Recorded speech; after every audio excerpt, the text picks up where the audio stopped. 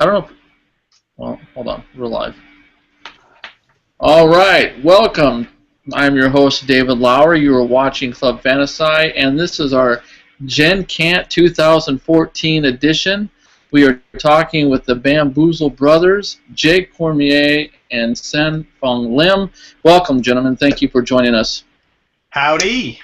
All right. We've been trying to set this up for a couple months now, but it just kind of came to fruition this week. So it's a little short notice in a sense, but you guys have a lot going on right now. You've got all kinds of games going on out there right now. So let's talk about the most important one first. Let's talk about the Kickstarter. You got a game called But Wait, There's More on Kickstarter with 21 days to go with Toy Ball. Tell us a little bit about that game. Yeah, absolutely. But Wait, There's More. There's an example of one of the product cards there. Is a party game in which you're pitching products to each other. And I know there's a couple of games out there in the market that kind of do that kind of thing. And what separates this one and makes this one the funniest game we've ever designed is that everybody's pitching the same product. For example, they're pitching, in this case, a broom. And everyone has these feature cards. And on the feature cards,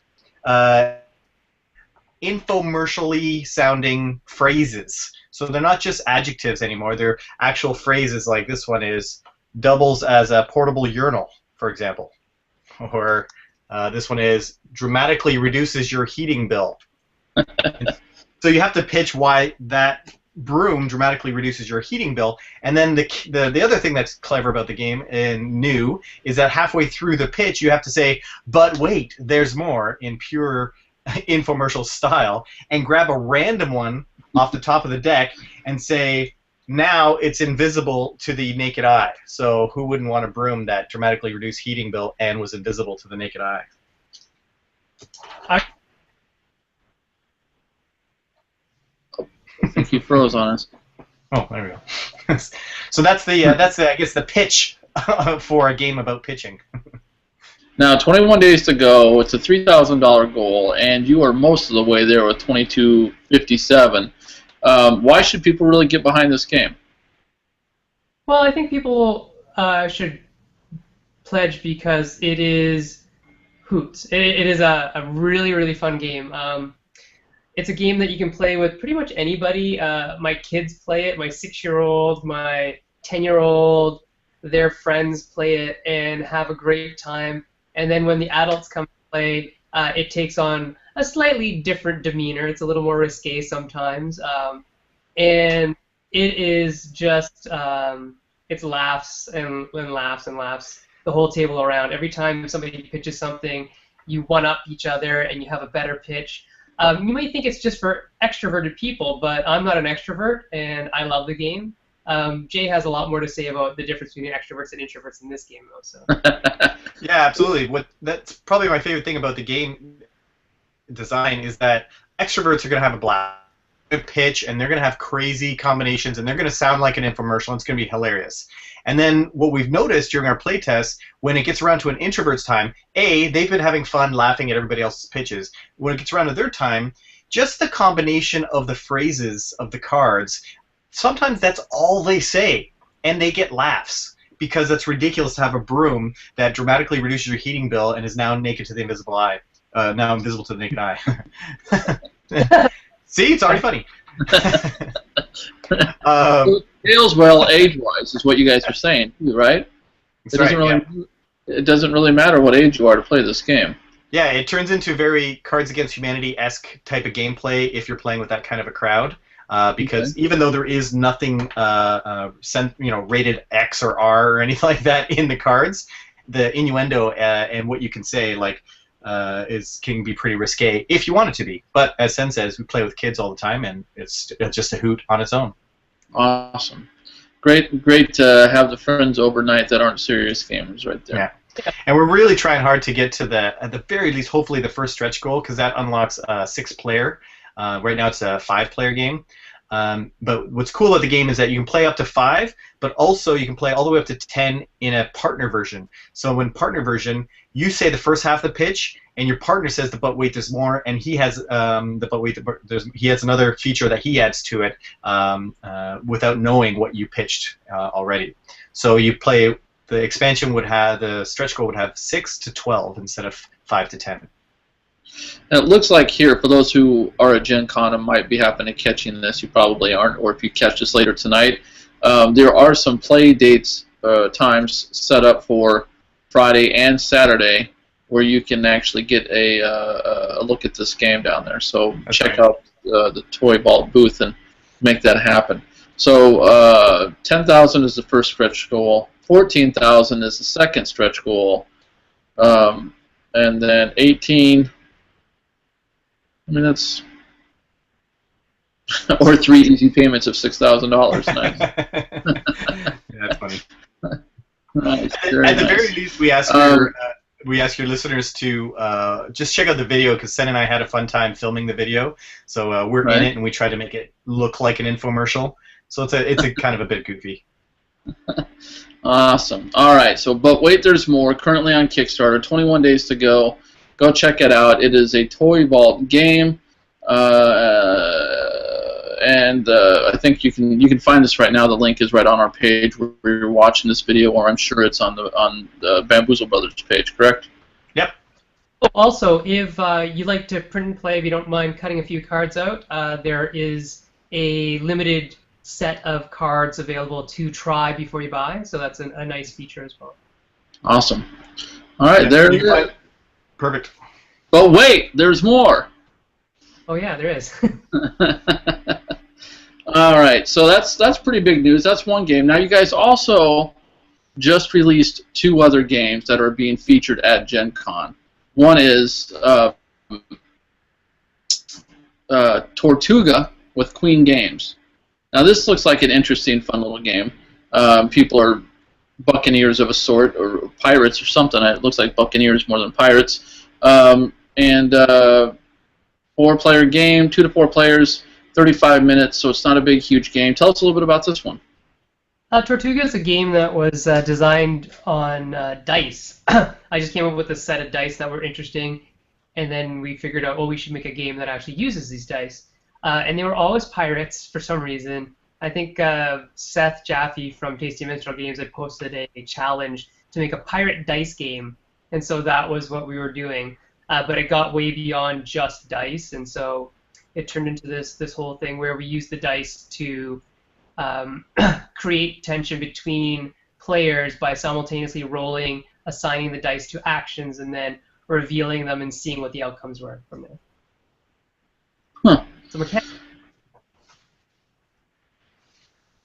It's a great game for, like, it's like, I think a nice middleweight kind of family light game, more light probably the middle, family game where there's dice rolling, so you have to be okay with that kind of amount of luck. But we try to mitigate that by, if someone continues to keep rolling, but I've already assigned all my dice, then I get rewarded with a permanent +1 to one of my stats. So there's kind of a push your lucky type of thing. Should I keep rolling my dice, but I might be benefiting other players, or should I just kind of assign my dice right now and finish my turn?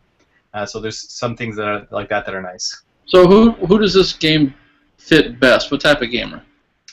Definitely a family game, right? If you're a strong Euro gamer that wants tons of strategy, it's not like a Belfort type of game. It's definitely a fun, because there is I don't know if would you call it take that, Sen? Like, I mean, there's a bit of take that. Yeah, you are attacking other players by comparing your stats on your case, and if you have the highest cannon or sword total, you get to steal a treasure from another player. That's kind of the definition of take that. Yeah, exactly. So you have to be okay with that, but it feels in this game not like punishment, but it feels like, oh, I'm gonna get you next time because this goes so quickly, and everyone's rolling at the same time. There's no downtime whatsoever in this game. And I think Ryan Metzler from the Dice Tower said it really well, that if you're not paying attention to what the other people are doing, you're actually not playing the game. You have to look at what other people are doing with their dice in order to play the game well. It's not at all multiplayer solitaire. It's very, very interactive, very comparative. And it's a game that my kids play, and my kids like to play. And my wife can play it, and my in-laws can play it, and pretty much anybody can play it. And it's really at the longest, maybe 45 minutes with the teaching of the rules. Yeah. And you're there, you can get it done in 30 minutes at a time. And just to clarify exactly how the game works, so everyone rolls their dice behind a screen, and then there's all these different symbols like swords and cannons and treasure, and each player has to choose one symbol. As many dice that have that one symbol as they have, but one symbol, and they get to assign all the dice with that one symbol out, and then everyone rolls again. But now you're looking at what people have assigned. You're like, oh, that guy's assigned a lot in cannons. Do I want to beat him in cannons right now? He might attack me. Maybe I should make sure I have some defense. So you're always looking at what other people have rolled and trying to figure out what you should do with your next rolls. And if you're really, really tactical and really have a good knowledge of what all the dice faces are, you can know what people can possibly roll because each die is unique. So they were designed so that, because I kind of like perfect knowledge, so I know what everybody can possibly roll in a specific stat based on looking at what the dice face are. But you don't have to do that. That's only. That's a you thing. Yeah. Now it looks pretty thematic. It looks like you got a good theme going on there, and everything kind of fits the whole thing. What's with the island in the middle, and what are the little blue tiles that look like they're scattered around the island? This was actually a really cool addition that not the island we had in play, but the Queen actually came up with a cool addition with these tiles around it. And so what they wanted to do is that they realized that after playtesting it that they could see who was going to win a turn before it was over. And that's always not a good feeling because that last turn, if you know you're not going to win, is not very fun. So what they did, and I like it, I think it's a great idea, is every time you go to get treasure now, not only do you get to steal treasure from somebody, you get to take one of these tiles. I think you actually get to take two, and you look at one and you put one back to help mitigate the luck. And on it is 1, 2, or 3 more points, gold coins. And so you keep them face down, and then at the end of the game, you flip over all the tiles, add that to your points total, and obviously now the one with the most wins. All right, Tortuga. It's on the Queen Games website, queen-games.de. I imagine it's local retailers and everything else can get it as well, right? It just landed this week for the Kickstarter backers, so I'm imagining very soon it'll be into retailers. Awesome. All right, and then the other game to talk about is This Town Ain't Big Enough for the 2 to 4 of Us with Tasty Minstrel Games. And this Isn't that the best title ever? Huh? Isn't that the best title ever? It is. That's a great play on gaming right there. So give it a little. This is a micro game, correct? Yeah. It only uses 25 tiles. Wow. So that's the big fad right now. Anyways, is micro games. So give us a quick rundown on this one. Well, actually, I'll tell you a little bit about the history of how we came to this, and then Sen can take it over with explaining the game. So a long time ago, Sen and I were getting ready to start pitching games to publishers, and we didn't know how to do that at all. Like, we didn't know nothing. This is like, I don't know, 6, 7, I don't know. And so we really thought we were going to be mailing games to publishers, and that's how they would see our games. And we would have no other contact with them. So we thought, wouldn't it be cool if we put a little something in there in the mail and said, hey, we're not pitching this game, but this is like a little freebie. This is, I don't know, for some reason we thought that was a cool idea. That would be like a little mini game. This was way before microgames even existed in our head. And so we thought, yeah, that'd be cool. So we designed one little game. At the time it was called Hot Property. And it worked. It was a really cool little tile-laying game. And then we got really excited, and we tried to design more of these little pocket games, and we created a constraint of 25 tiles.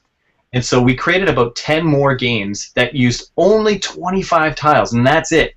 And some weren't that good, and some were really good. And one of them turned into a game called Belfort, actually. It started as 25 tiles, ended up being Belfort. Wow. Another one was This Town Ain't Big Enough for the 2 to 4 of Us. And we never really did much with it, except for some of them grew into other games like Belfort, and a few others like Akritiri, which is also coming out this fall from Z-Man Games. And with This Town Ain't Big Enough, I remember showing it to Michael Mendez from Tasty Minstrel Games back when I was pitching Belfort, just as a side thing. He didn't know what to do with it, and he thought it was neat, but he didn't know what to do with it.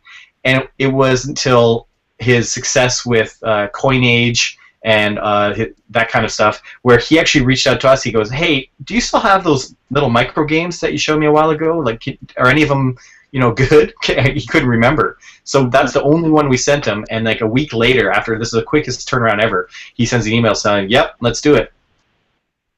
Wow. Yeah, it's a pretty funny little game. It just came about from kind of having a different scoring mechanism. The idea behind This Town Ain't Big Enough for the 2 to 4 of us is that you're each playing a brand of cowboy brands. I don't know, like when you brand a cow. A ranch. So a ranch. The logo for your ranch. So let's say Jay is the Circle R ranch, and I'm the Broken Arrow ranch, and David, you're the pink neon cowboy hat ranch. I don't know. What you're doing is contiguous fence lines around a corral. You're corralling an area. And when a fence closes and the area is totally enclosed, you score that area. And how it scores is the person with the most symbols in there scores a value equal to the number of symbols that the next person one step lower has. So if I had 5 symbols, you had 3 symbols, and Jay had 1 symbol, I would score 3 because you had 3 symbols. You would score 1 because Jay had 1 symbol, and Jay, because he sucks, would score 0. Yeah, it happens. Motivations change because different people want different things. So just going up by 1 sometimes isn't enough. You might need to go up by a little bit more, but over-investing is no good either, because then you're just scoring a very little amount for all that investment that you put into it. So it's funny, sometimes you have a nice big area, but you start putting in other people's brands in your area because 10 to 15 minute game. Yeah. Go ahead. I'm sorry, Jay. Oh, I think there's a delay.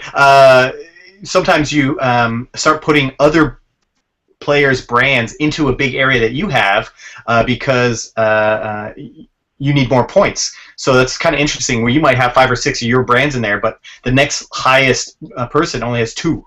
So like that's not a good return on your investment, putting 6 of your brands and 2. So you start putting the other players' brands in there just to increase your score, which is kind of a neat mechanic and motivation.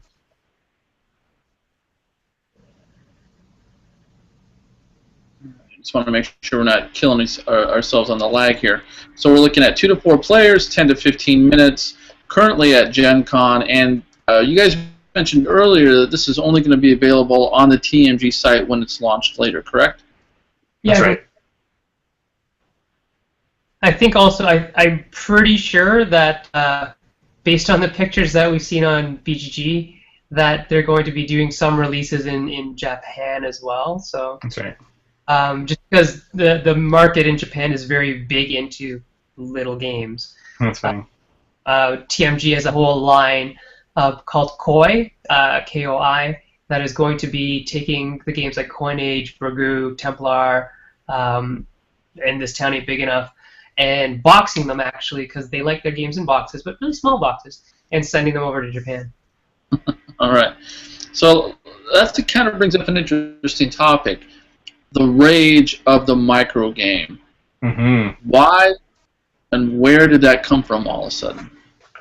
Well, that's interesting. I wonder where it came from, actually. What was the first micro game that was called a micro game? Was it Love Letter? Yeah, that really took off. I don't know if it was the first, but that seemed to really spawn the whole craze. Yeah, I think Japan for a while now. Like it's a whole design ethic over there where they actually want to make a game in as small a package as they can.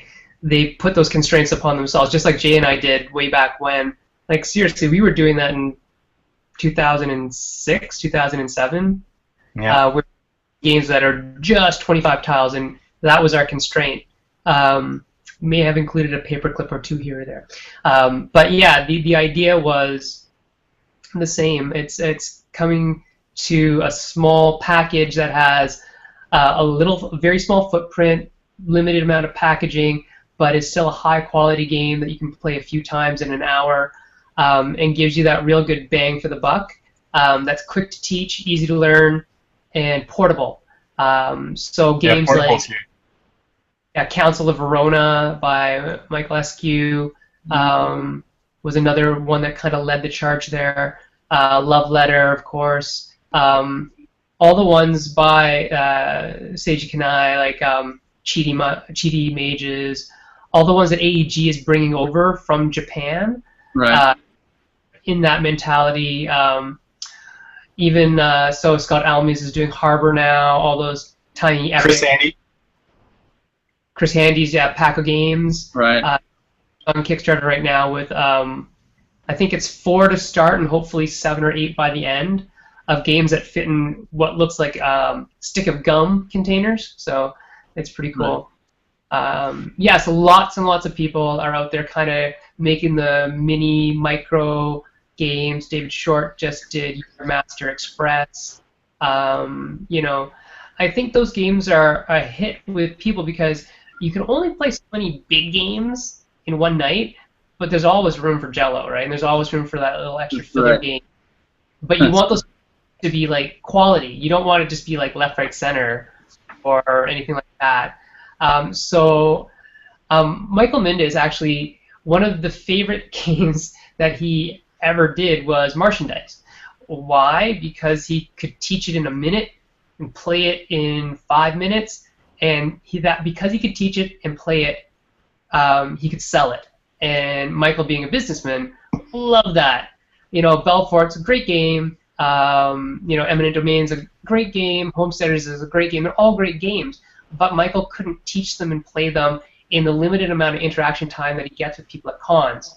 But he could teach micro games and he could teach dice games in that amount of time, which is why he ventures towards those things somewhat more strongly in number anyway. So he might publish, say, 5 dice and micro games in a year and 1 big game or 2 big games, or 1 big game and import another big game like the Aquasphere game or Village. Right.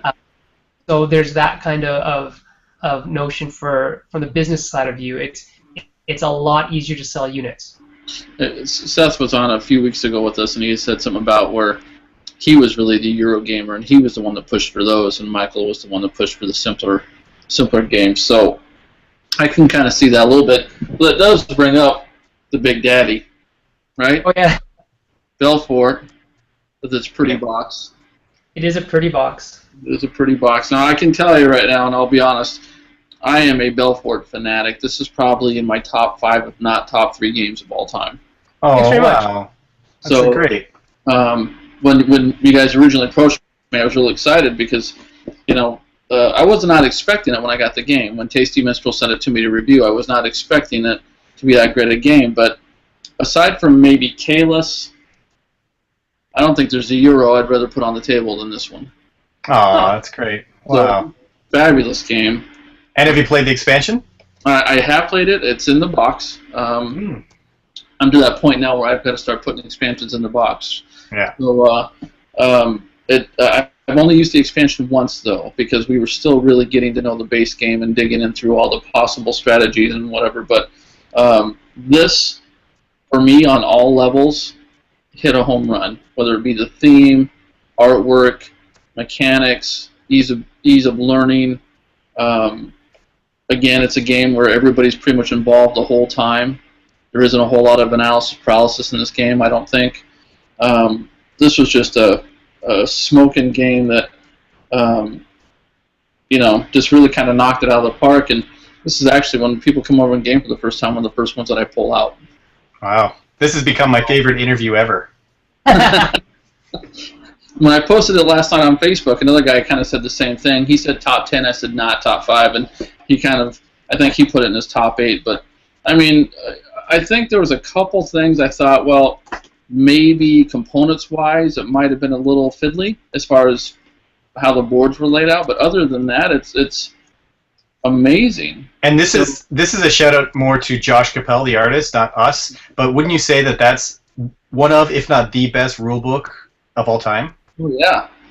Yeah, it's fabulous. I mean, this game, it's probably, when you think about the level of complexity and depth that it has, it's one of the easiest to learn because the rule book is so good. And not only that, but it doesn't bore the hell out of you. Just the way it's laid out, and the you know, it's almost like reading something that's fun. So I really try to focus on just point salads, but there's a thematic reason why you're doing things, and we feel that intuitiveness helps make the games easier to play. Oh yeah. And hopefully you'll find the same when you check out Akrotiri, which is coming out at Essen this year. It's a 2-player game from Z-Man, and it's a deep strategy game in a 2-player box. Yeah, and another game that's coming out in 2015 called Simplicity from the Flux Capacity. Okay. That's that we hope will really kind of hit that under 45 minutes to an hour type game where it's really easy to learn, really easy to teach, fast to play, and you just get it because it makes sense. But yeah, like Jay said, Josh did an amazing job. If there's any publishers out there looking for a graphic designer, illustrator, plus a guy who knows how to design a game, Josh Capel is hands down one of the best in the business. He designed Wasabi with his cousin Adam, and he's done art for countless games, including Belfort. And we've designed games with him, and he's wonderful to work with. So. Yeah, we've partnered with Josh on a prototype that's out there right now with a publisher, and we're really excited about it. And we feel like it's on the precipice of being accepted by the publisher. So we'll see. So anyway, just let me finish up. For the people that are watching, if you have not played or purchased Belfort, it is a must-have game. There is no excuse not to own it. Just go get it, and you will not be disappointed. And anybody who plays it, pretty much, like you said, it is intuitive. The game makes sense as you start to play it and learn it, and it isn't that hard to pick up and actually become fairly competitive at it at a quick pace. And if you do happen to be illiterate and can't read or whatever, Rodney from Watch It Played did a great video series on it on how to play Belfort. I think it's like 2 or 3 videos worth. And it was brilliant and really helped push the game to where it is today. The other thing, if you're on Twitter and you're not at GenCon and you're at GenCant, use the hashtag GenCant contest on a picture of yourself playing games at home, doing something that's vaguely game-related at home. Put it up on Twitter, and you could stand a chance to win expansion, courtesy of me, signed by me. Sorry, Jay. Jay's too far to sign this one. And I'll mail that out to you. Just got to do that hashtag business, okay? GenCant, GenCant contest. Hashtag a picture, put it up on Twitter, and you might win it. Awesome. I'm going to do that right now. I just took a picture of my interview with you guys, and we're going to put it up. And it's good because the expansion sold out. Like, it's not in stores anymore unless they haven't sold all of theirs in the store. But there's no more left in the warehouses. Wow. Well, that says quite a bit. Yeah. Anyway, you got to buy the game, folks. You just really you can't say enough good things about it. Just go buy the damn game. Thanks, David. Now, you guys were saying a little bit about how this started off as a 25-piece game. How did it get to full-blown 90-plus minute Euros? One playtest of this 25-tile game that did have paper clips to help keep track of your quantity of materials, and one playtest and Sen's like, it's got to be bigger.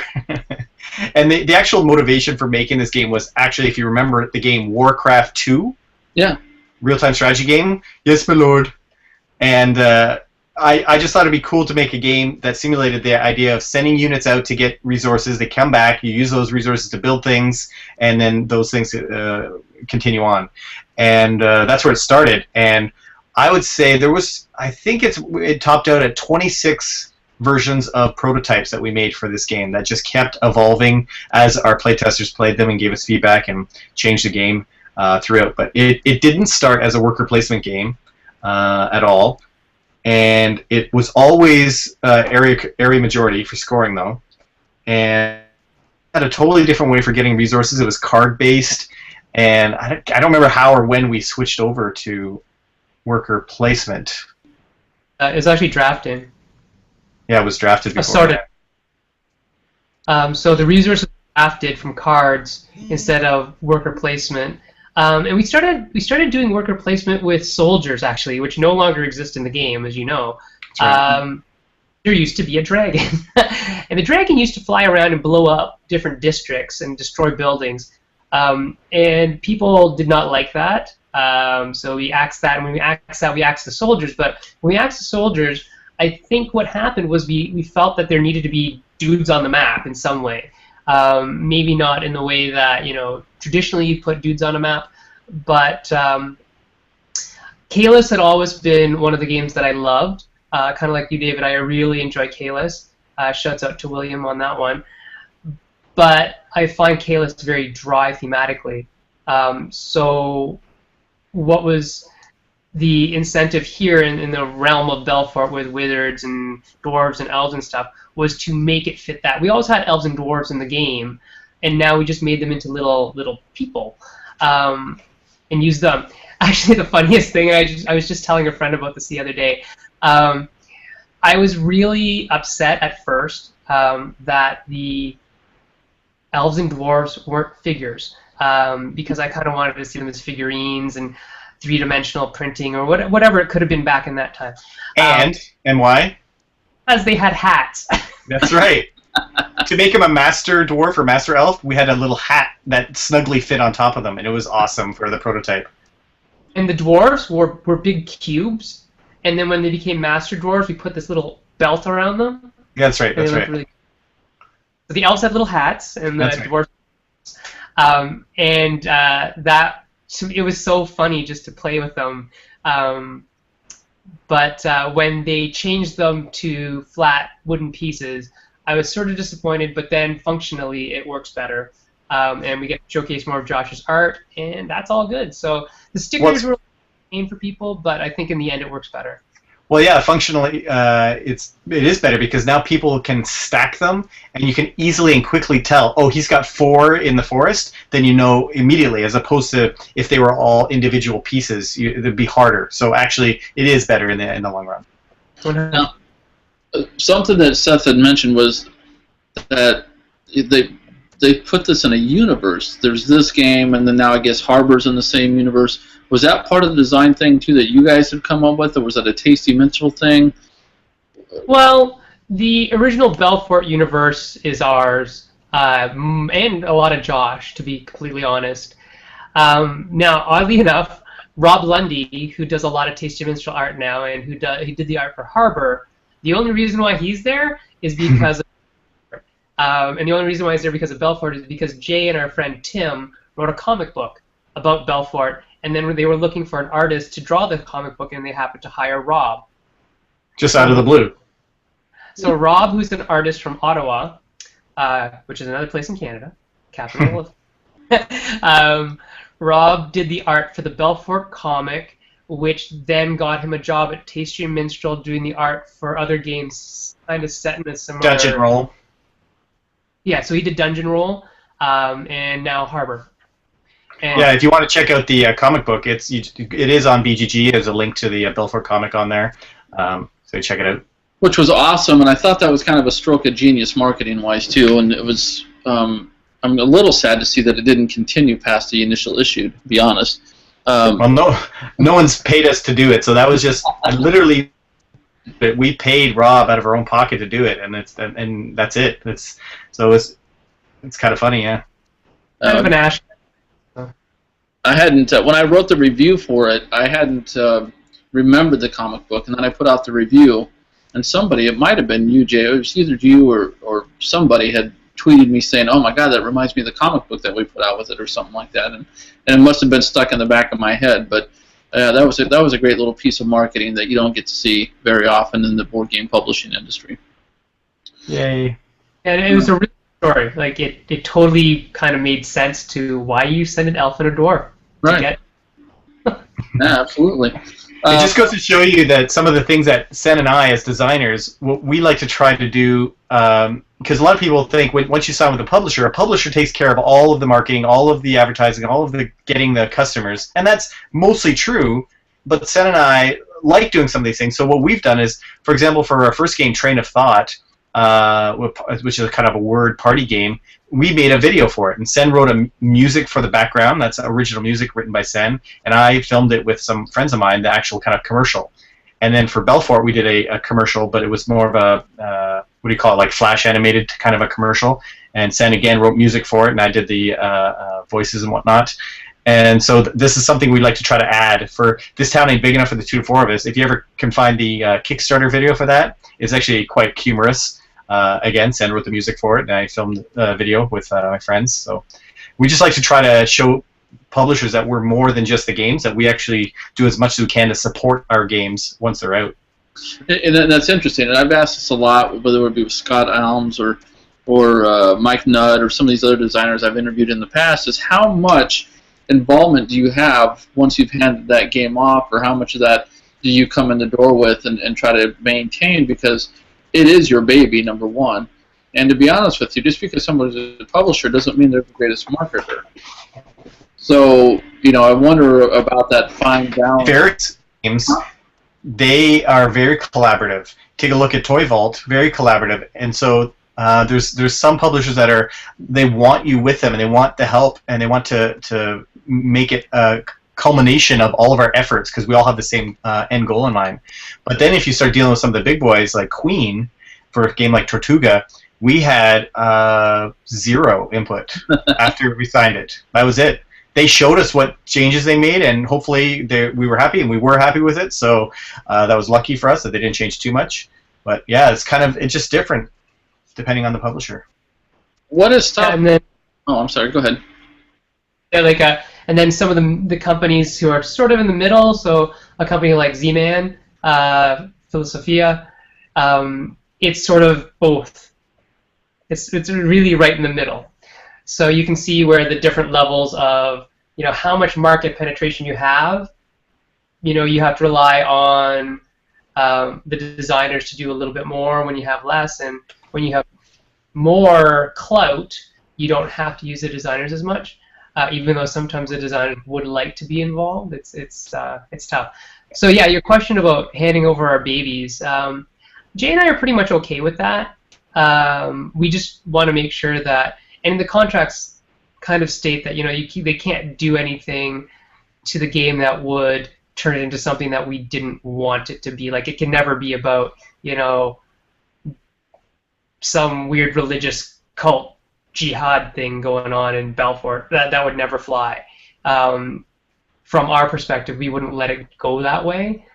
So they can't defame the IP, basically, even though they own the rights to it.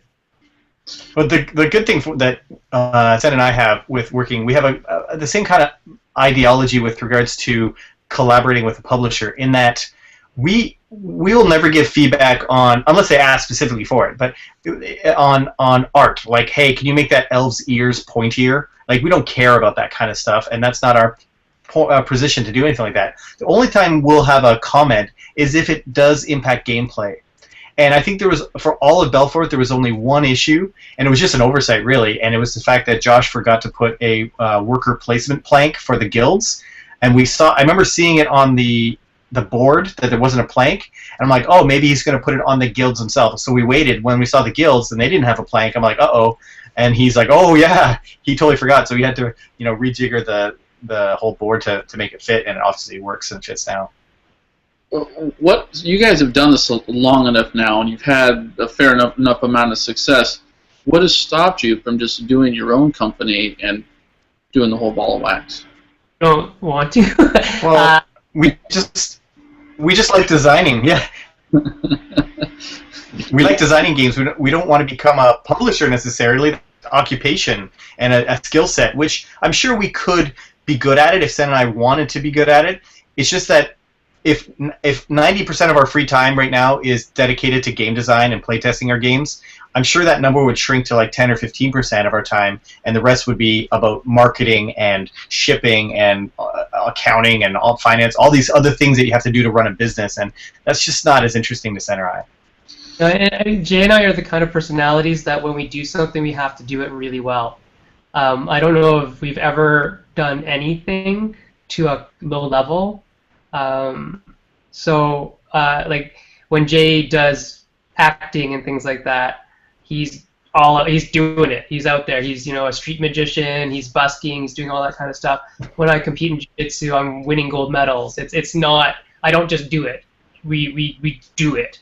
And so if we were to form a publishing house, we'd really need to have the time to do it, right. but I think Jay and I, our real passion here is actually making games. And we like making games so much that we will kind of hand off our games to the publisher and say, okay, let's just work on the next one, and trust that the game that got handed off will be okay in the end. We don't have to have our fingers in every pot in order for it to be a good game. In fact, we recognize, because we work as a team so much, that everybody has their limitations and their strengths, and that we trust the publishers. We've trusted enough to sign on the dotted line with them. We trust them enough to carry on this game in a good way. And if we get a chance to take a look at it before it gets printed, awesome. And usually I think that's kind of what we have to do anyways. Contractually, that's an agreement. And that would be kind of the thing, is that you go do what you do, so we do what we do best. You do what you do best, we do what we do best, and we'll meet up at the end. And that way we all make money, and we all kind of get forward ahead in the business. And Sen and I have about 7 or 8 games right now out being assessed at various publishers. And if we became our own publisher, I mean, we wouldn't be able to send games out to other publishers. That's weird then. That's conflict of interest or whatever. So we would have to publish our own, but we could only publish like 1, 2, maybe 3 a year. So we think we can get our name out there faster and better with all the varied skill set that the publishers provide and offer. Now I'm going to ask you a question about a type of game real quick, and then I want to get down into the meat of actual game design itself. But we just covered the micro game rage. Just before that, it was the deck building game rage. What kept you guys out of that particular design?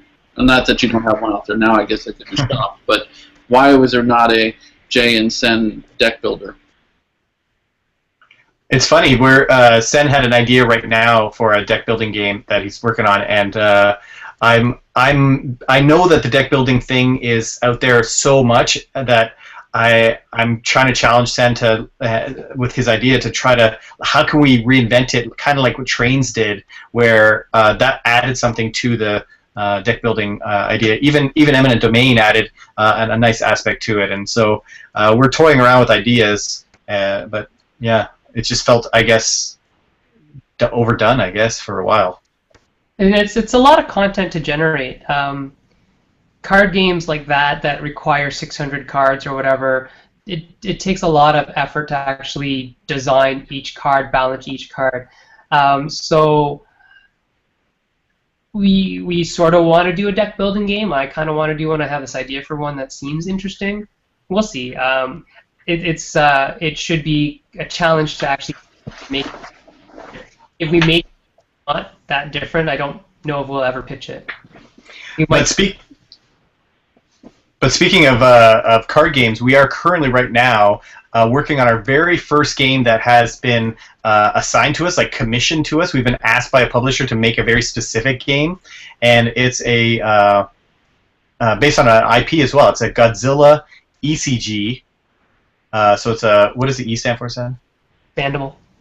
Expandable card game. I was wondering when you tweeted that earlier today. I'm like, E. How is that different than a CCG or an They're all expandable. I don't understand. Well, CCG is collectible, and you buy random packs, and you never know what you're going to get. Right. So what ours is, you buy the Godzilla pack, and you get Godzilla. Then you buy the Mothra pack, you get the Mothra pack. Okay. And so you know exactly what you're getting. And so it's kind of a little bit more like Blue Moon. Remember when that came out, and you could buy extra packs for it, but it's a standalone game already. Yeah. That idea. And the with the living card games, that's just a trademark issue. That's a trademark, so we can't say that. But it's basically. But it's really interesting working with an IP and then also being commissioned, because now we're on deadlines and timelines to get certain phases done, and art is starting to be commissioned already, and we're like, wow, it's really fun and interesting, and we've come up with some really cool ideas that some CCG fans have play tested and has said this warrants existing because this is different enough than anything they've ever played. So we're pretty excited. Well, that being said, and the fact that you guys said you've already got 7 or 8 games being shopped out there, and you, God knows how many you've got in your minds. That you, how do you come up with the time to develop so many games, and the process of, I mean, what 3, 6, 8 months at least to come up with a game, correct, and get it to a point where it's ready to play test or something? Well, to play test, no, that's like 2 days. 2 days on this play. We want to get it as fast as possible to the table, and sometimes that means cue cards and markers on pages, and those ones are usually reserved for just Sen and I to play test by ourselves. Right. We don't necessarily get play testers to play that. Once we get it to a beta phase where we're like, this is kind of cool actually, then we start working on a little bit more computer art and some balance and figuring out the math behind it, and then we can get play testers involved. But we're always working on, oh man, we got a forum that just Sen and I use that's just for us. That because we're across the country, we live in 2 different cities, and there is hundreds of ideas on there that we're working on all the time. Sometimes it's just an idea, and then that's it, and we never talk about it again. And sometimes we mine through these forum threads and start going, what other games should we be working on right now? And we start picking off old ideas, and we're like, oh yeah, that was a cool idea. Let's work on that. I mean, I deal with a lot of stuff running a business and handling all these different entertainers and their businesses or whatever. And I know to most people that seems overwhelming, but it isn't to me. But what you guys do seems completely overwhelming. Pure creative aspect of it. And then, are you? I mean, you know, I think when I write my music or whatever, I'm never happy with it. It's never done. It's never right or whatever. And I would think with game design that might be the same way for me. And it would just seem like you could easily get stuck on a game too long trying to overthink it. Definitely true. Yeah, there's that mantra that sometimes. Are you changing the game to make it better, or are you changing the game to make it different? And so sometimes people, designers, us included, get stuck in a cycle of just changing it based on feedback, and it's a different game, but is it better? So we become more and more improving our games every time, not just changing them. And a lot of it actually has to do with what questions we ask to our playtesters, so that it's based on evidence and that it's based on really what we're trying to do, what we're trying to prove. And I think as we get more confident in our own designs, we know where we want it to go, so we're not going to let certain types of feedback or certain feedback about certain things, we'll accept it, we just may not listen to it and use it.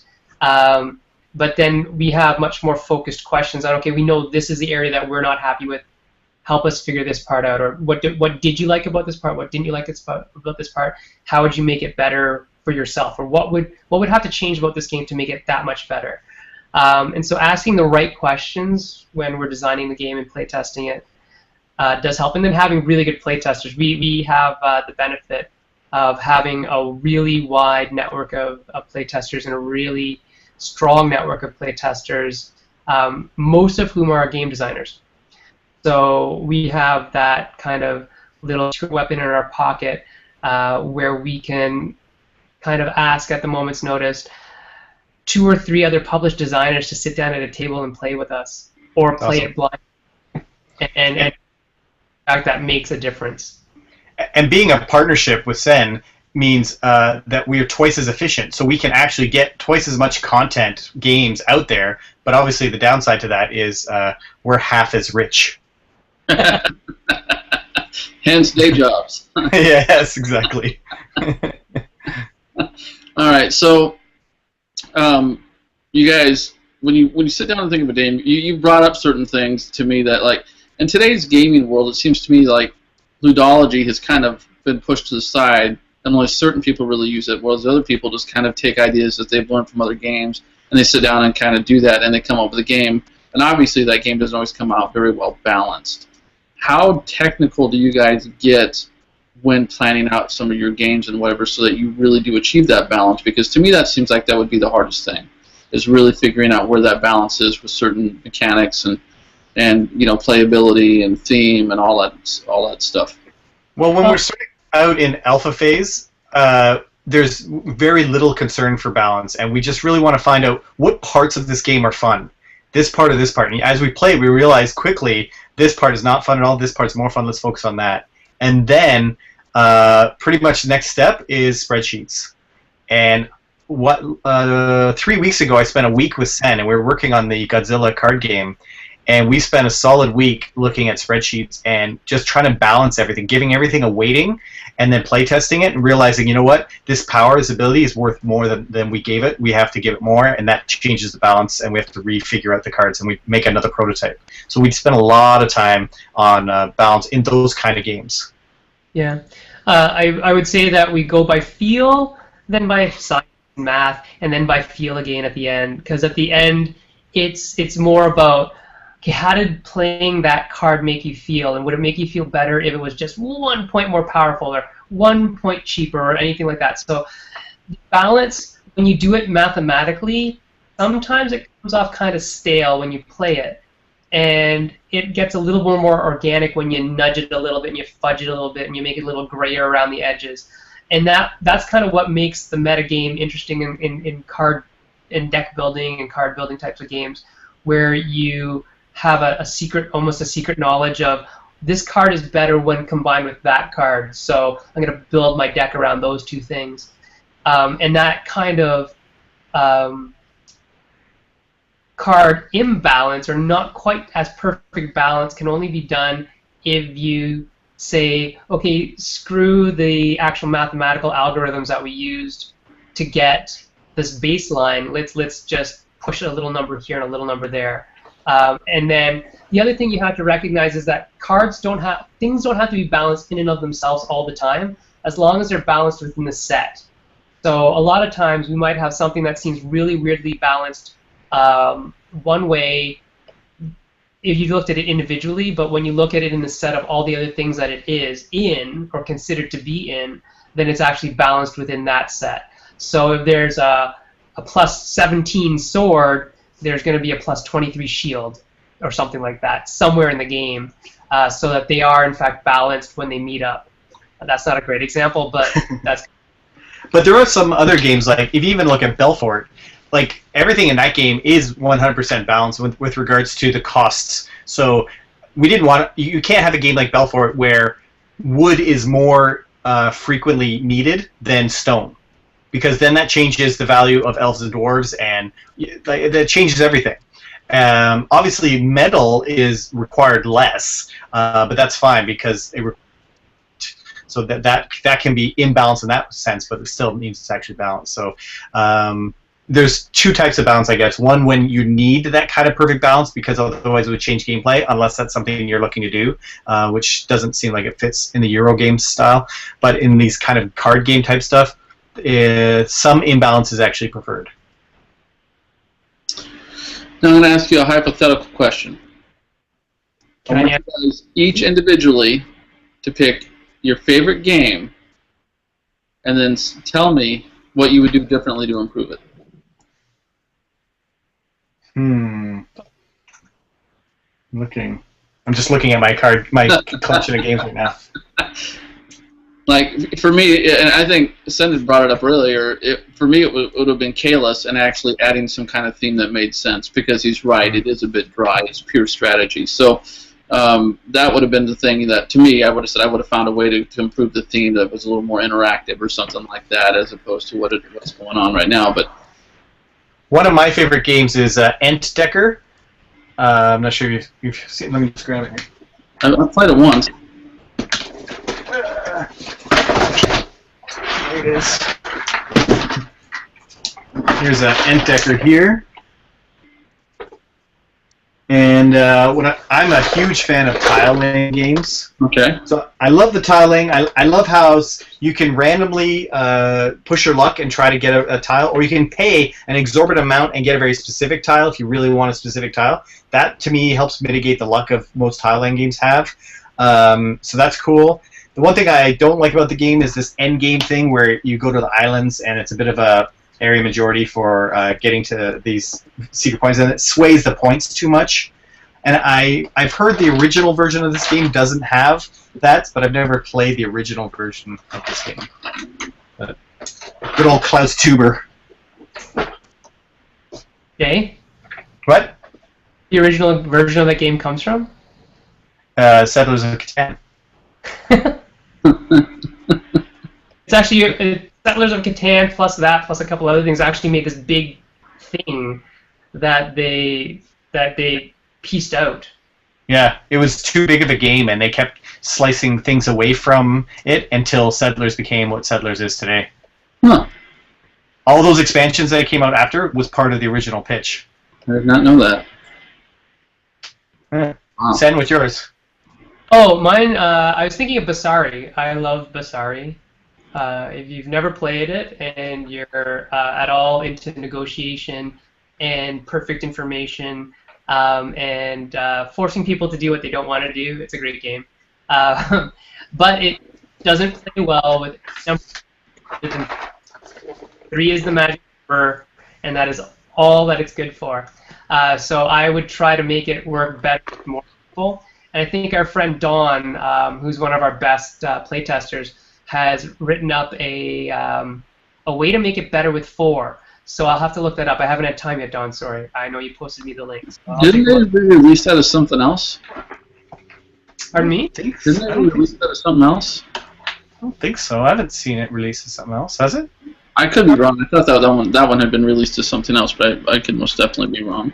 Oh, I think there's a card game version of it without the board. I think there was something like that. There is the old version by FX Schmitz is a green box. Okay. That's the new, not the newest version, I don't believe, but that's one of the middle versions out of the box. All right, so there you have it. There's a couple quick ones, folks, that you can see how they would twist their favorite games around a little bit. Now, you guys, or not you guys, but the other thing I've been noticing is the micro games are really, especially with like Game Link games, where they're doing a lot of the 4X things in a micro-sized game. Have you guys approached that, and what do you think of that style? I love the concept of take a type of game and turn it into another type of game that it's never been before. In this case, micro. Like a 4X game and a micro, that seems ridiculous. That seems that's impossible or whatever. I love that kind of a challenge. So I like taking one thing and turning it into another thing. So kudos to that whole concept. Yeah, I haven't got a chance to really play it yet. I've seen it. I've looked at it. I've looked at the print and play files. You know, we're talking with Gamelin Games about our games as well, and of course we know people who do those games. But I think that the idea of having that same experience, because really when you think about it, gaming is about feelings. And I was talking to somebody about this again yesterday. I talk about games a lot, I think. I was talking about the feelings. One of the things that I like to use as a metric for feedback is what people are saying during the game. What are you telling people that you're doing, or what did you do, and how do you explain it? And after the game's over, what do you talk about that makes me as the designer feel proud about that game, or know that that game is on its way to being good? And so any 4X game, you kind of want to have those 4X's. You want to say, yeah, and then I expanded over here, I took over this area, and I strip mined it bare, I built all these stuff, and I destroyed you. Right? That's what you want. That's all you want to hear. It doesn't matter how it's done. It doesn't matter if you use 20 dice or 1 die or no dice at all. It doesn't matter if you use a deck of cards, a couple tiles, or this huge map that spans, the entire tabletop.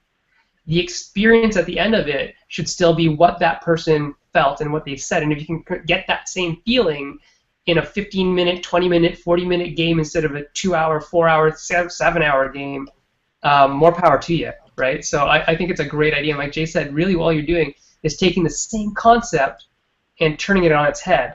And I think that's what's reinvigorating the gaming community in some ways towards these little games that are big on experience. And that can also work towards people who say, you know what, I like that experience, I want more of it. Where do I find that experience? Or I like that experience, where do I find that experience in a more complex form? Or where do I find that experience that I can have for a longer time? Or where do I find that experience that I can expand and buy new armies for, or whatever, right? So if they like, a 4X game in that style, maybe they'll like Twilight Imperium. Who knows? I know. Like I'm not going to spend the 6 hours that it takes to play Twilight Imperium, but I will spend the an hour that it takes to play Tiny Epic Galaxies or whatever Michael's making now. Well, the thing, I actually just played TI3 for the first time about a month and a half or 2 months ago. And, you know, obviously all of us gamers are like, oh, we want to get this to the table, we want to get this. But they're so huge that it's really hard to get enough people together at the same time to do it. And so you've got these big 4X games that nobody could ever play, but everybody loves the idea, everybody loves the feel, the theme, the strategy. And then, bam, they come out in a micro game, you've got all of it right there. You just don't have all the bits. You don't have all the parts necessarily. You know, all the chrome. So, you know, it just seemed to me like it was a great idea. I did just play Tiny Epic Kingdoms the other night. I got a copy of it. Cool. Great little game. A lot of fun. Quick and super simple to learn, but so much depth in that little box that how can you not love it, right? Awesome. Can't wait to get my copy. You got a low price point, low footprint, low table space, enough people that I want to say that will sacrifice that amount of.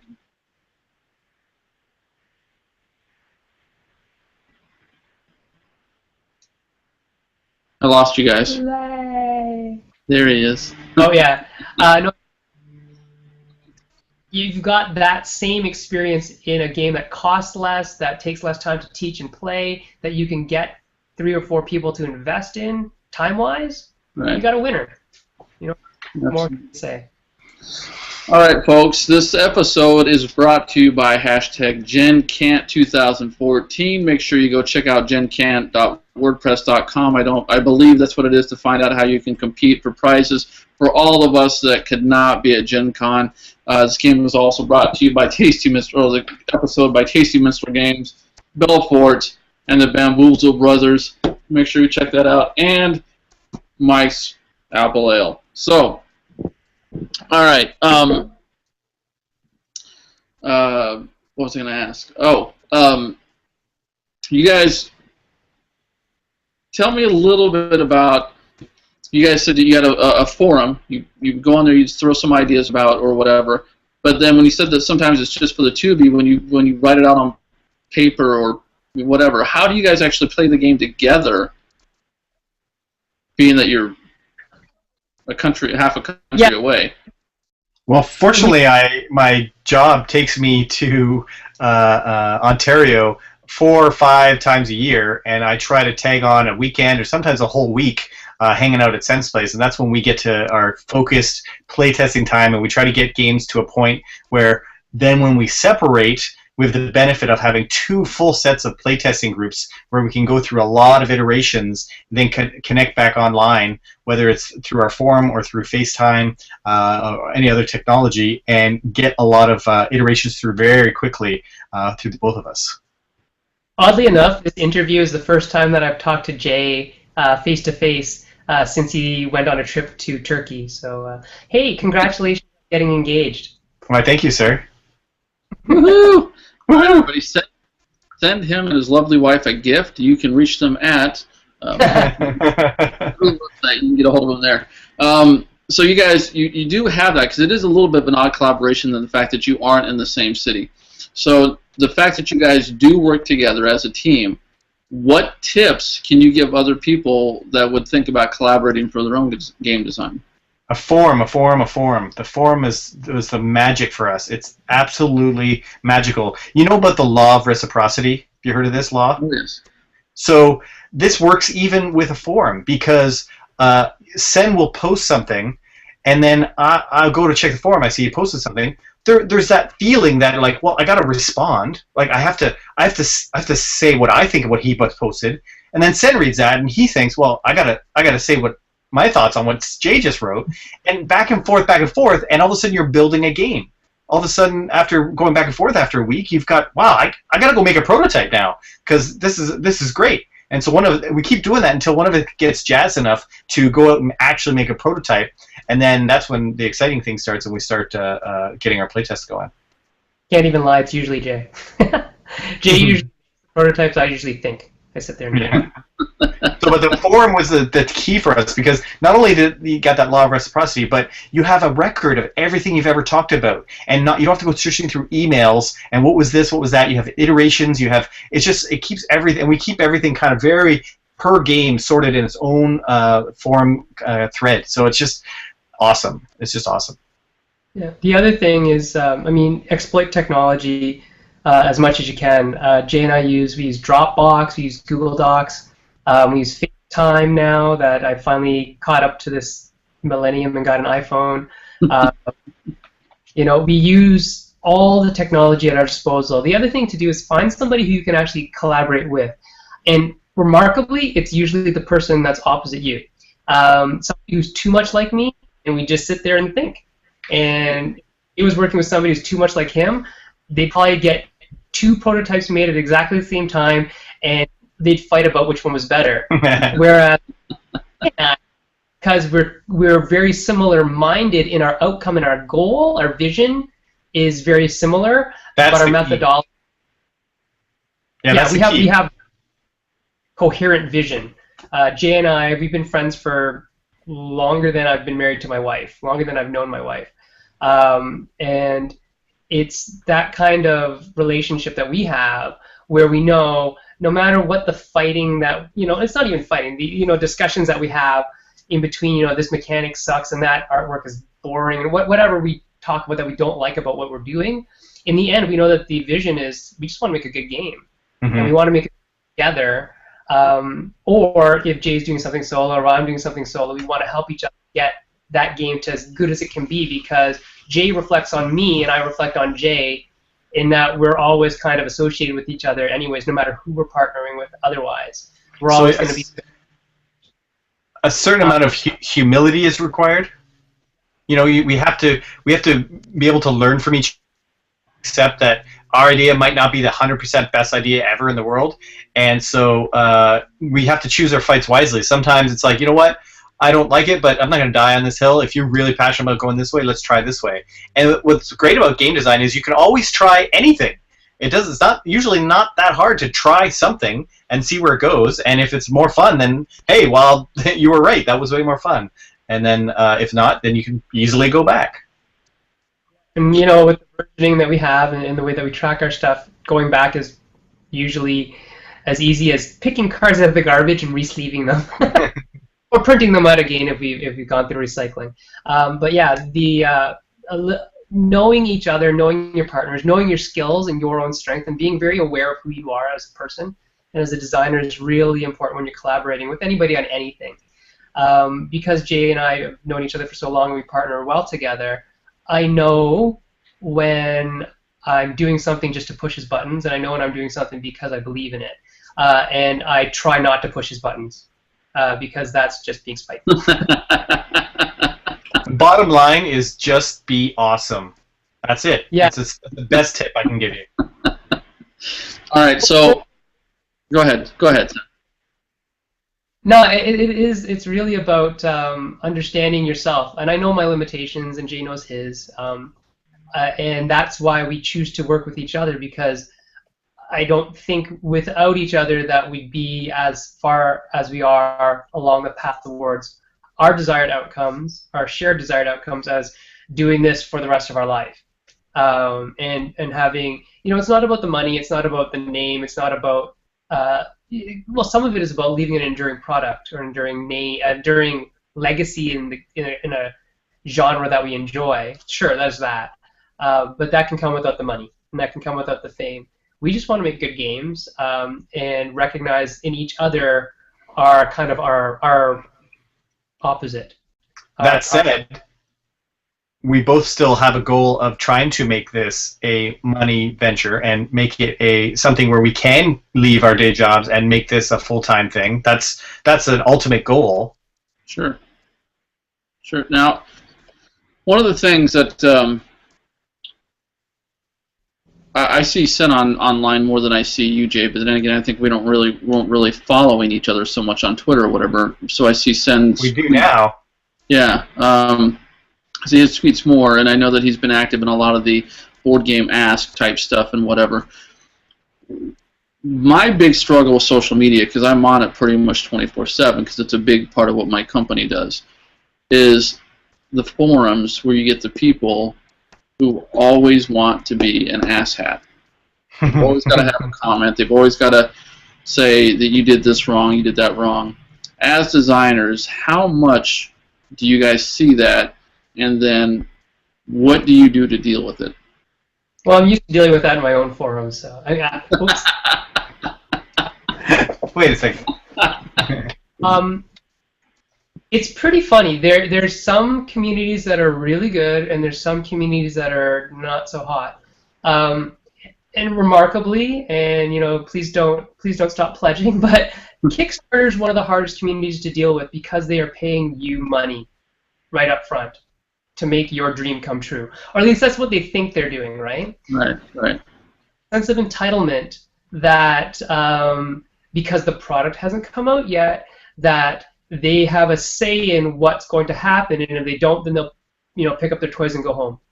And when you say they, you just obviously talk about some extreme few. Yes. They're and it's those very extreme few. That's that Very whole vocal. one rotten apple spoils the what? The pie? I don't know. But yeah, and there's been a couple campaigns where there's just one or two people who get on some bandwagon that we have apparently done something to slight them or their stance or their point of view, and they use the Kickstarter as their campaign platform. That's funny. As a campaign platform, and basically try to take down the campaign. And that's I guess that's their prerogative, but it doesn't make it enjoyable. A case in point that Sen's bringing up is the fact that for the Belfort expansion, there was a claim that it was sexist and there wasn't enough female representation. And I bring that up just to kind of point out how, I don't know how sound that is of a judgment call, because, I don't know, flip through the expansion, there definitely are a couple females in there, but it's a weird call on this game to pick this game to be the one that's sexist when there's definitely games out there that have scantily clad females where ours are not, and I don't know, it was just, we were just totally blown away. It really kind of made us down. It really affected us because it was like, what? Why is this getting so much traction and hate? And then there was this one person who kept emailing me. Of course I fed the troll, but I mean that's my fault. But when you're privately Gmailing or emailing or geekmailing the designers and complaining and trying to get them to switch design decisions, yeah, I don't think that's right. It's not like you would ever go up to, I don't know, some famous musician. Name a famous musician. I don't know. Peter Gabriel? Yeah, Peter Gabriel. You'd never go to Gabriel and say, you should change your lyrics to this. I can tell you because that's most of my business is music. We get that all the time. But, in the entertainment industry, we can just basically say F you and it's no big deal. But with game design, you may not be able to do that. It's a much different animal than a musician where everybody's kind of got, that rock star attitude to begin with. So, yeah. Interesting. If you get a chance to interview Eric Lang, ask him about rock stars in game design. True. He's got an interesting perspective on it. Like I was saying, for me, that I struggle with that because I do have that kind of, I'm used to dealing with the entertainment industry and I don't really take anybody's crap and I just put them in their place right away. And I find that on Reddit especially or BGG, you just got a bunch of people on there who just got to have their say, and even when they're being rude. So you guys are suffering from the same thing. I never would have thought it went as deep as I'm privately emailing you. Yeah, it got kind of funny. And I mean, on BGG, there's been some funny, some personal hatred type stuff when people rank you zeros and Right. on an out yet, and then But they go have on not played. on Amazon and then go rate you a zero, and it's not against us, it's against the publisher because the publisher didn't replace their parts fast enough or something ridiculous like that. And people just don't realize how that affects other people. Or maybe they do, and maybe they just don't care. Maybe they're so self-centered. I don't know. Jay and I are Canadian. We're kind of polite by nature, so we just are. So for the people that are listening, don't do. Be an adult and handle it the correct way. Yeah, just have some tact. I think it is a good way. One guy wrote some comments about Belfort just a little while ago, actually, and rather than rather than defend every single point. There's no real point to it. It's his opinion. He didn't like the game, and that's fine. So I just said thank you for your comments, and thanks for. Yeah, just to be clear, it's not negative press or negative reviews. That doesn't bother me. I mean, it bothers me in the sense that it's a bit sad when somebody doesn't like the game that you've made. That's a bit sad, but Right. okay with them writing what they write if they don't like it. And case in point was the Dice Tower Ryan Metzler review of Tortuga. It's one of my favorite reviews. It's such a great review. He lays everything out perfectly. The video is great. He explains it all, and he says it's not a game for him. And here's who it would be great for. And I thought it was the best review you could ever get for somebody who doesn't like the game. I thought it was fantastic. Yeah, he's very good at that. Even when he doesn't like a game, of not trying to downplay it or it's not a good game. It's just not for him. Yeah. Yeah, he's always been good. He did that. So, Yeah, that was actually going to be one of my questions to you guys is reviews, because as a reviewer and whatever, we always like to find out what is it that you guys are hoping to find out in the review when somebody reviews your game. What makes a good review to you? Here it is right here. And we had this recently with, was it Couples versus Cardboard? When I get a review of any board game, whether it's mine or anybody's, I want an actual review. I want your opinions of what you thought of the game. I want to know how you felt. I want to know how the strategy worked in your head. I want to know that kind of stuff. I do not want to read a page of a rule summary. And I don't know where it came from that board game reviews are rule summaries. And then the last two sentences are, I thought it was pretty cool. I liked how this worked. And you're like, what? That's your review, really? It's only 2 lines. I don't get that. I'd love to see reviews like going into detail about the things you liked and didn't like. And was it Couple versus Cardboard, Sen? Yeah, probably. I like the review. I think that they did a fantastic review where the whole review, they even said, yeah, you can find the rules somewhere else. The whole review is everything that they liked about it. And they went through very specific things about what they liked, and I can't remember if there's things they didn't like or not, but it was just, that to me was like, wow, that's fantastic. Yeah, and it's exactly what I like about, like I said, about games. I want to hear how it made you feel. I want to hear what you liked about it, what you did, what's going to live on as a memory for you about the game. Not just dice. You move this here, and the second phase is this. I mean, I can read that. I can read a rule book as well as anybody else can. I want to know what your opinion is, because if I trust your opinion on things, if I like what you like, then I'm going to go buy the game, right? So when reviewers write about games and the reviewers that I trust, I will go buy that game if I trust you as a reviewer. And the only way I'm going to trust you as a reviewer is if you reveal a little bit about yourself and you expose yourself to the world and say, I loved this about this game, or here's what I didn't like, or I really appreciated when the designer did this, it made me feel that. That's what I go. And I think that's great, because I think one of the things that as reviewers is we have to kind of grow into that, because you have to learn to be creative with your reviews. When we're so used to growing up and you're taught to write, you've got this structure you have to write in, and then if you've been watching reviews or whatever, I mean, whether it be Tom Bass or anybody else, they always kind of go through a quick, here's the rules, here's how that happens, and then they talk at the end about whatever. And we've been watching that for what? 7 years now, 8 years now, or whatever. So I think that's part of it, but you do have to kind of grow into that, wait a minute, that doesn't even matter.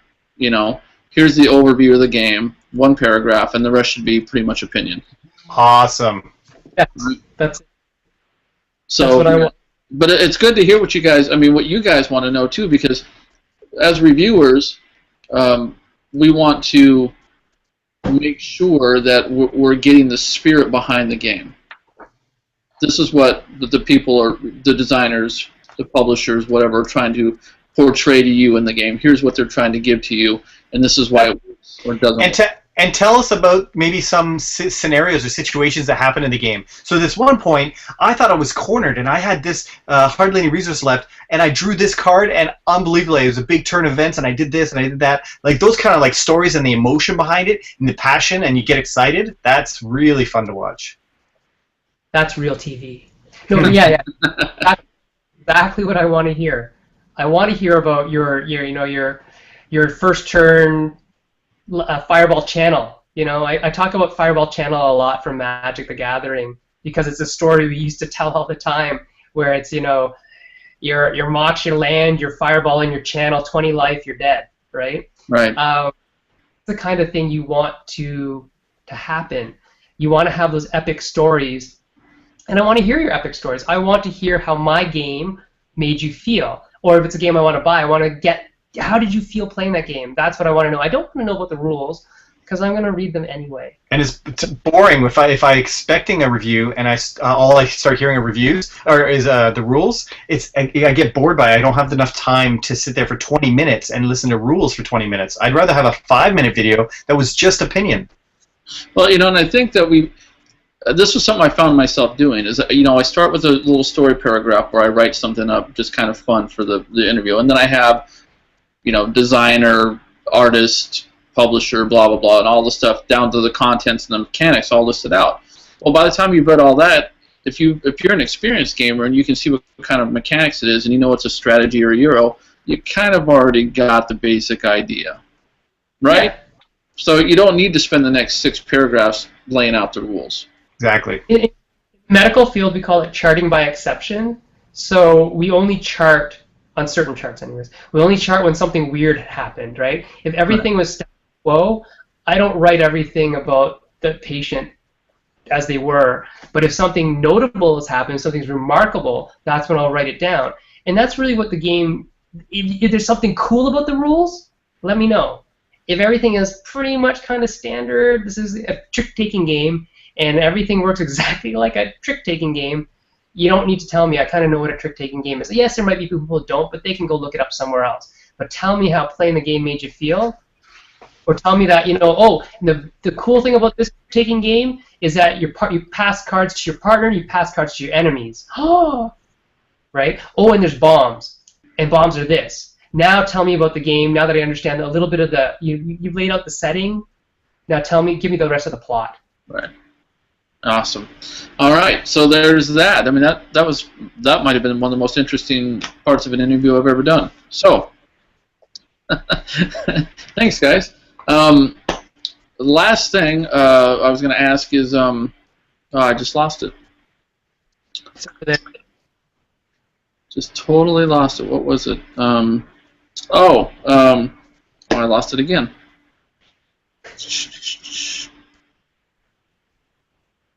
Oh, well, crap. Was it something about how awesome we are? That could be it. That could be it. Oh, no. The most often asked question I see asked, and we'll just finish with this so we can maybe put some of this to bed, theme versus mechanics. I love them both. Yeah, they're great. I don't know why every forum, every whatever, and this question gets asked over and over and over again. If it doesn't have a good mechanics, it isn't a good game. If it doesn't have a good theme, it's not a good game. True. Well, I think bottom line is you 100% need something interesting in the mechanics. That's bottom line. But we've mentioned this before, is that Sten and I, we need to help tell a story. We need to feel like you're in the game, and it's not just a point salad and you're just doing Euro-y cube pushing stuff. That there's actually reason and there's intuition about, oh, it makes sense why I'm moving my ship from here to here and why I'm trying to find this temple. This all makes sense. So the theme is important, but I think if it's 51% mechanic and 49% theme, like it's just, I think you can't have a game without mechanics. Right. I think the question gets asked a lot because there's a lot of novice game designers out there, people who are just doing their first one, really want to do it right the first time, so they want to know, what do people pick first? And the answer is you could do anything. But I'll tell you statistically, based on our design work, that none of the games that have started out on theme have ever got very far, as into like being signed. The games that get signed are the games that are mechanically sound from the start. The games where we find a theme and try to pigeonhole or shoehorn some mechanics into it are very few and far between in terms of success, i.e. completion. Like, we haven't got them completed. Like, there's a game, we thought, oh, let's make a game about the Bermuda Triangle, because Jay likes time travel and we like weird happenings and Bermuda Triangle stuff. And so we started shoehorning old mechanics into this game based on other games that we didn't finish, and it's cool, but it's not quite there yet. It doesn't have it yet. Whereas a game that starts mechanically and that we have to then think, okay, what theme goes? Oh, what theme fits this mechanic? Oh, and how does that theme then change this mechanic or evolve the game more this way and that way? That's where the games really come and crystallize. Case in point. Working together. Case in point, I think a perfect example is we had a game a long time ago called Jungle Jam, and it was a very good mechanical game in that there's different colored fruits and different numbers and whatever, and verbally somebody would shout out, I'm looking for something that has 3 on it, and you'd have to slap a card that had 3 on it, or I'm looking for something blue, and you'd have to slap something blue, and just the difference of hearing something and then trying to see what you heard and trying to slap it was pretty fun. And it was a kids' family game, and we just got so much feedback from publishers as we pitched it to many publishers that it was just one step too complicated for kids.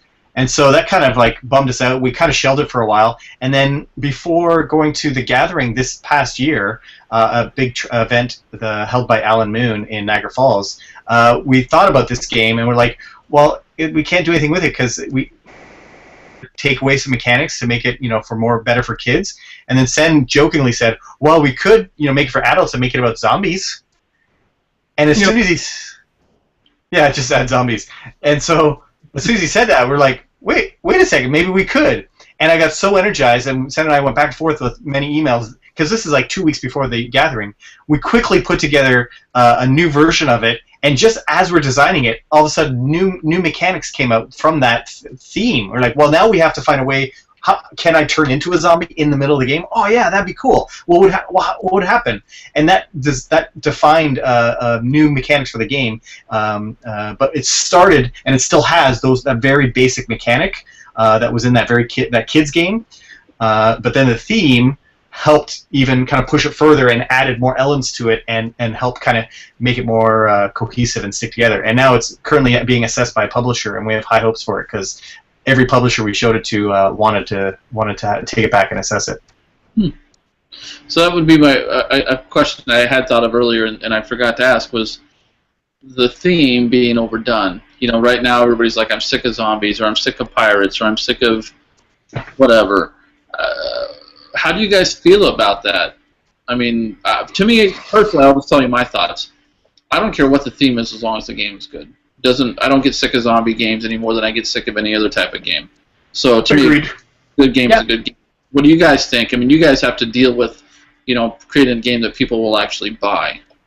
Well, to be honest, we don't actually get a lot of say in what the theme ends up being necessarily. We've actually been pretty lucky in our dealings that none of our games have gotten changed remarkably from what they started as in terms of thematics, and even in terms of title. The only title that's ever gotten changed was Tortuga. It used to be Swashbucklers, but there's no German equivalent of that, so they used Landmass because that name doesn't change.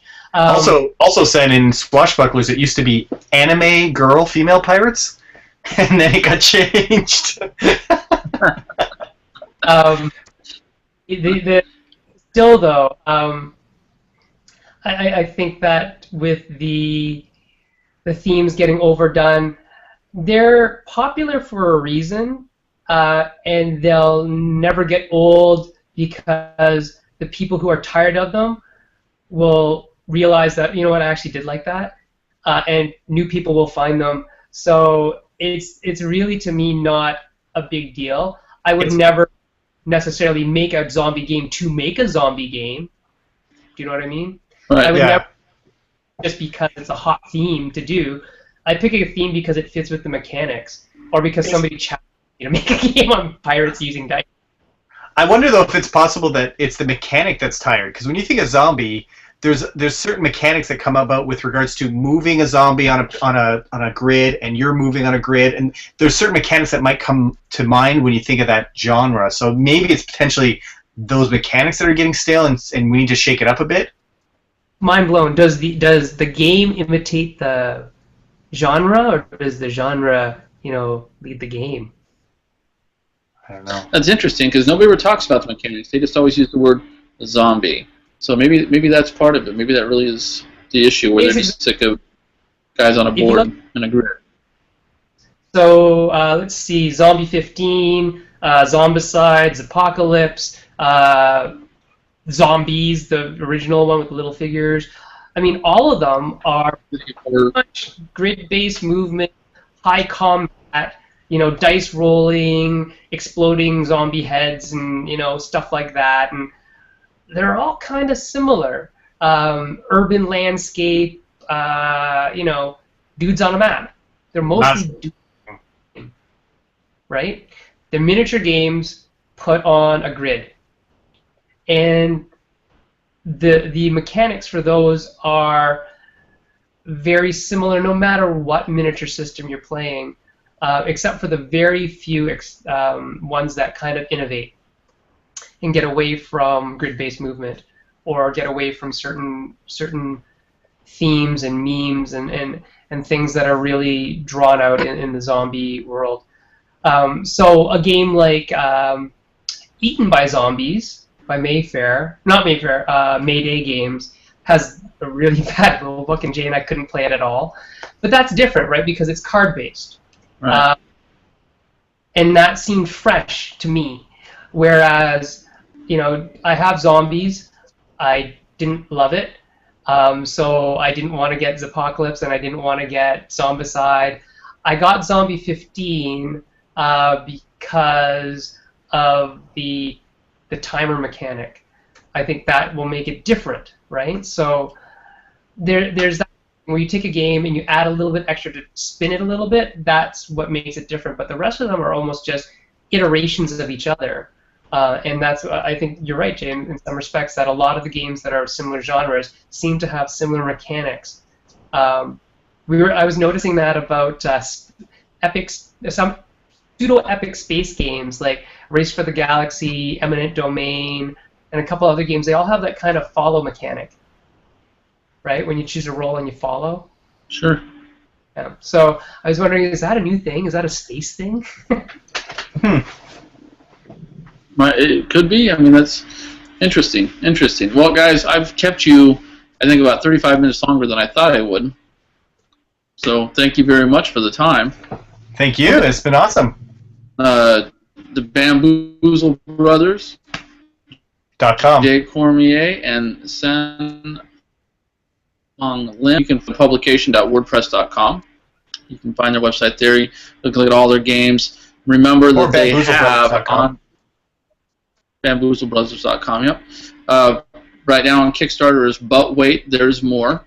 21 days left with Toy Vault. Go check that out. Currently at GenCon right now, they have this town big enough for the 2 to 4 of us with tasty Minstrel games, and Tortuga with Queen Games just got shipped. Hopefully will be in retail. Anything else you guys want to plug while we're still here? Any social media sites that you guys want to talk about? Or oh, you can hook us up on Twitter at Sen-Foong Lim. That's all one word, SenFoonglim, or at Bamboozle Bros, BAMBOOZLEBROS for J. We're really trying to get more entrenched in that world. I really enjoyed my, I've only been on Twitter for a couple months, and I really enjoyed my time on it so far. So it's fun. And yeah. If you're at GenCon, please try to play the game if you want. Print and play files are up for But Wait, There's More as well on BGG. And yeah, other than that, thanks so much for all the support you guys have given us, buying our games, playing our games. Even if you don't buy our games or own our games, if you played our games and tell somebody else about it, that's awesome too. We love you. So and if you're at GenCon, take some pictures of our games. We'd love to see it because we're not there, obviously. We're Gen Can't. So if you can take pictures of our games being played or our games on a shelf, that'd be cool to see. That's right, folks. Gen Can't 2014. Go to the WordPress site, look it up, take some pictures with the hashtag Gen Can't 2014. Enter the contest to win some great prizes. Gentlemen, again, thank you so much. I hope we get to do this again real soon. Thanks for your time, your insights, and the wonderful games that you are providing us with. Thanks, David. All right, gentlemen, we'll talk to you again soon. Folks, this is David Lowry with Club Fantasci. Again, GenCon 2014. Look us up at clubfantasci.com. Twitter is Club Fantasci. Facebook is Club Fantasci. And don't forget about Google+. A lot of you don't use Google+, but there's a huge board game community on Google+, 10,000 plus members strong. Lots of good stuff going on over there. So, good night.